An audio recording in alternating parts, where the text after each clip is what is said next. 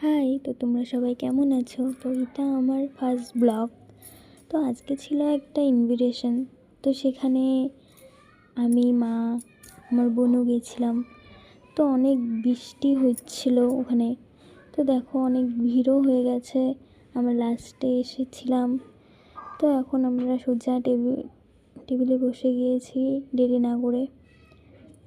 তো সব কিছু দেওয়া কমপ্লিট, তো দিয়ে দিয়েছে।